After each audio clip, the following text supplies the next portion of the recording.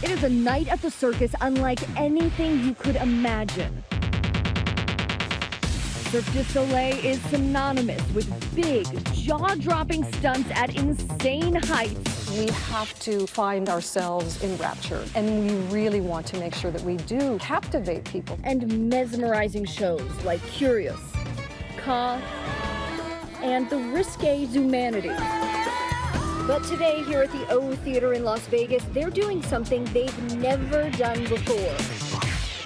You see people doing these things that we can never do. Studying your brain on Cirque. Scientists are attaching electrodes to audience members as they watch a performance of O. We're looking at brainwave activity, so we're going to be looking at how the different parts of the brain change in their response, and also the connections between those areas. We could help Cirque du Soleil create new shows, so we could look to see which performances are more likely than others. The goal, to find out how brains react to some of the show's most extreme stunts. We constantly have to challenge ourselves, and what we think this information will do is give us the foundation to continue to test and evolve.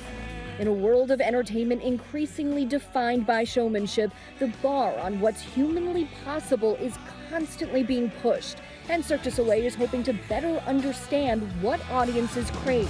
Audiences are changing. We can do so much more than we could when we started, over 30 years ago. If we have that oh my God moment, then we know that our audience, by and large, is also going to come on that journey with us.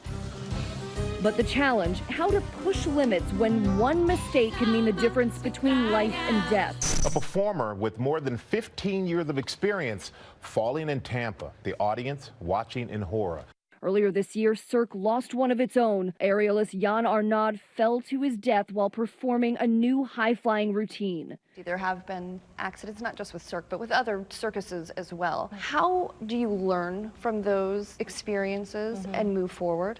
It's a constant period of refinement and iteration. It is the most important thing that we do. But if there is something that needs to be refined, of course, we take that into consideration. And while mistakes do happen, the idea behind those massive performances is to defy death while trying to minimize the risk. Is that a part of the thinking? How close to the edge can we bring things? No, I don't want to do a spoiler alert, but if you look very carefully at some of the acts, you can see the safety lines. What we do is play with the lights, play with the emotions through the music, play with the setting and the costumes, of course. And if we keep layering and layering and layering in a particular act, everybody will be surprised, and we can still keep everybody safe. All those layers eventually formulate into a show. He accidentally trips, and then the audience realizes, oh, it's something either went wrong or he's part of the act. We got an exclusive look inside a creation meeting. Here, the team is developing the next big Cirque du Soleil show. My question is this gonna, just realistically, is this gonna get old? It's the same conceit every time. Our process is 2-3 years long. So at the beginning, you have to find a subject, something you want to talk about, that's so exciting that it will nurture the team. We're making the script, so that's what I think takes the time. And of course, we're training acrobats, we're teaching people new numbers, we're trying out clown acts that have never been done before. It all starts here in Montreal at Cirque's quirky international headquarters, where they conceive those high-wire performances for shows all over the world, including for Disney, ABC's parent company. We often start with something called an acrobatic skeleton. So we would define, let's say, 10 or 12 or 13 acts and say, okay, how does our concept work into that? How do we weave the story around some of those amazing acts? Surrounded by acrobats, aerialists, and trampoline experts, we find an amazement factory.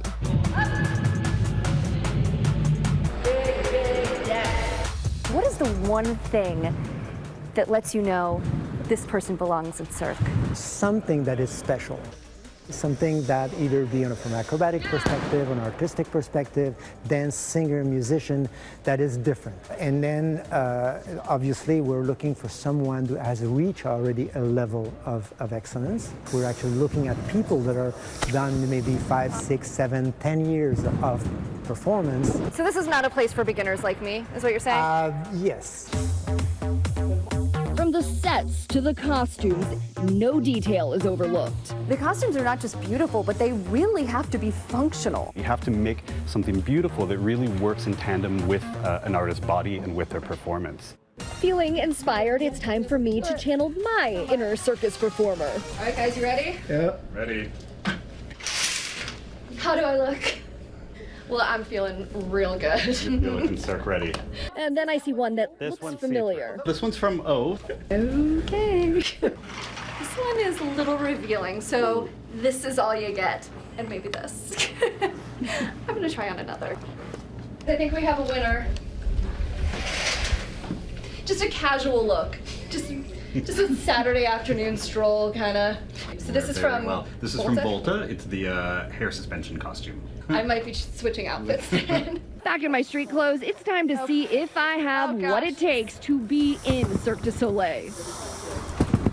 Trampoline performer Bob Watson is my acrobatic guru for the day.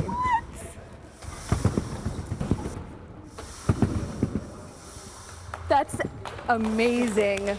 Wow. Okay, now teach me. I'm about to try my hand at a much simpler move called the bum drop. Make sure your fingers are pointed towards toes. Okay. That seems easy enough.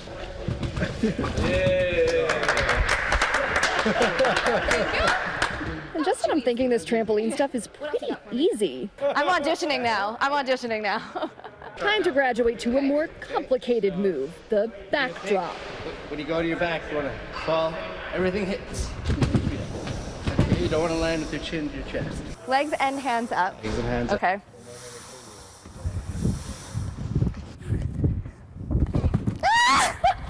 I'm terrible at this. It turns out it is not as easy as these performers make it look, so maybe I'll just leave the job of awe-inspiring to the professionals. For Nightline, I'm Marcy Gonzalez. Definitely not cut out for this.